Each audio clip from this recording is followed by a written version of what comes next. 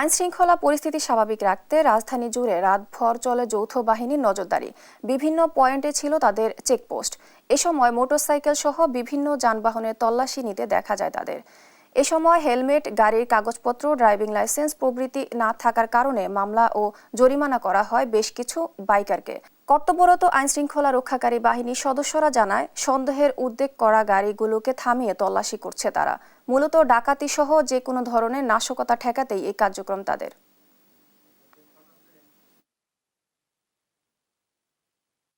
বাংলাদেশ সেনাবাহিনী এবং বাংলাদেশ পুলিশ এই দুইটা বাহিনীর সমন্বয়ে যৌথ বাহিনীর অভিযান হয়।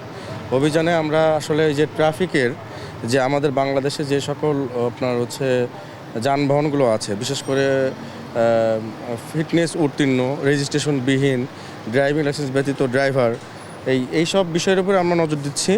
এবং আজকে আমরা বিশেষ করে মোটরসাইকেলের অনেক মামলা করেছি।